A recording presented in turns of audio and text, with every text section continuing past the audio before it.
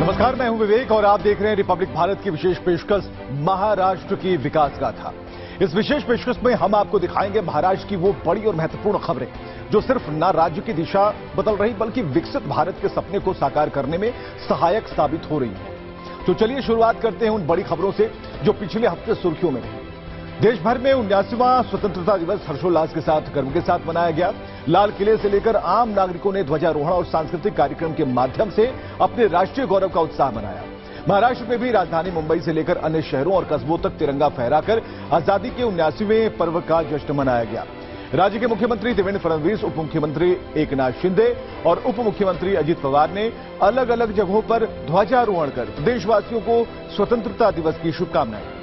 स्वतंत्रता दिवस की पूर्व संध्या पर मुंबई में एमएमआरडीए की विभिन्न परियोजनाओं का उद्घाटन और लोकार्पण किया गया। शहर के इंफ्रास्ट्रक्चर और ट्रैफिक व्यवस्था को और भी मजबूती प्रदान करने की दिशा में ये एक महत्वपूर्ण कदम है। अब मुंबई कौशल रोड जनता के लिए 24 घंटे खुला है और साथ ही अब नागरिकों के लिए साइकिल ट्रैक और पैदल अंडरपास की सुविधा भी उपलब्ध हो गई है। मुंबई में ट्रैफिक जाम को कम करने के लिए किए जा रहे निरंतर प्रयासों से बीकेसी से बाहर निकलने के लिए प्रस्तावित 6 एग्जिट पॉइंट में से 5 तैयार हो चुके हैं और आखिरी एग्जिट पॉइंट दिसंबर तक पूरा हो जाएगा। साथ ही 215 मीटर लंबा केबल स्टे ब्रिज और अन्य फ्लाईओवर बनाकर वेस्टर्न एक्सप्रेसवे हाईवे को समानांतर मार्ग भी तैयार किया जा रहा है। सरकार के प्रयासों से 59 मिनट में मुंबई की परिकल्पना जल्द ही साकार हो जाएगी। 2018 साली माननीय प्रधानमंत्री महोदयांच्या हस्ते आपण मुंबई इन 59 मिनिट्स अशा प्रकारचा एक नारा दिला होता की 59 मिनिटांमध्ये मुंबईच्या कुठल्याही भागातनं कुठल्याही भागात जाता आलं पाहिजे। आणि मी दाव्याने सांगतो की जे आपण इन्फ्रास्ट्रक्चरचे आणि पब्लिक ट्रान्सपोर्टचे इंटरव्हेन्शन्स हातामध्ये घेतलेले आहेत त्या इंटरव्हेन्शन्स ते पूर्ण झाल्यानंतर निश्चितपणे आपल्याला विदिन 59 मिनिट्स ही मुंबई एका भागातून दुसऱ्या भागात जाता येईल।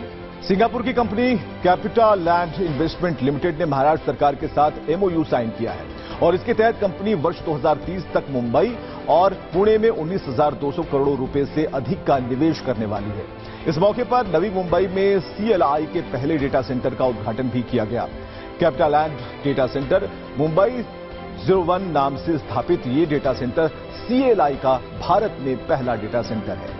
पिछली 3-4 पीढ़ियों से मुंबई के बीडीडी चौल में रहने वाले हजारों परिवारों के घर का सपना अब हकीकत बन रहा है।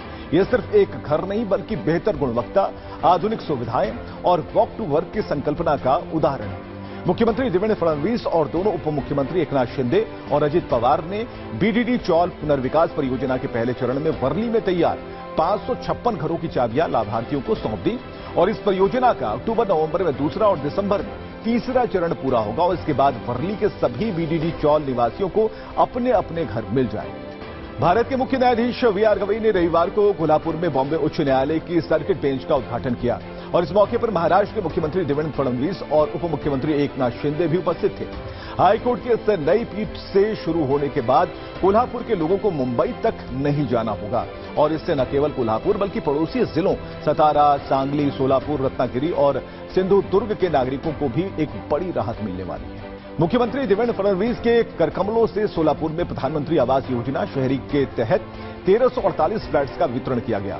सोलापुर में प्रधानमंत्री आवास योजना के तहत कुल 48,000 घरों का लक्ष्य है। इनमें से 25,000 घर पूरे हो चुके हैं और उनमें से 20,000 घर लाभार्थियों को सौंपे भी जा चुके हैं और बाकी का निर्माण कार्य जारी है।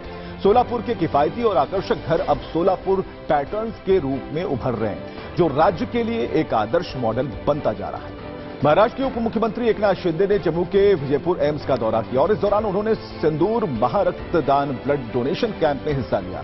एम्स विजयपुर के इस आयोजन में स्थानीय लोगों के साथ साथ विभिन्न राज्यों से आए स्वयंसेवकों ने भी हिस्सा लिया।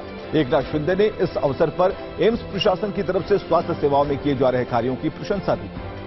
महाराष्ट्र के उप मुख्यमंत्री अजित पवार ने बारामती में जारी विभिन्न विकास कार्यों का दौरा कर उनकी समीक्षा की। उन्होंने बारामती बस स्टेशन परिसर, गुंडवड़ी चौक पर बन रहे शॉपिंग कॉम्प्लेक्स और अधिकारियों और कर्मचारियों के लिए तैयार हो रहे आवासीय क्वार्टर्स का जायजा लिया।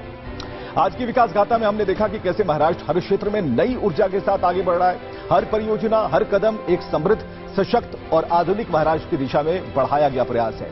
अगले सप्ताह हम फिर लौटेंगे राज्य की प्रगति के नए अध्यायों और प्रेरणादायक कहानियों के साथ। तब तक के लिए जय महाराष्ट्र।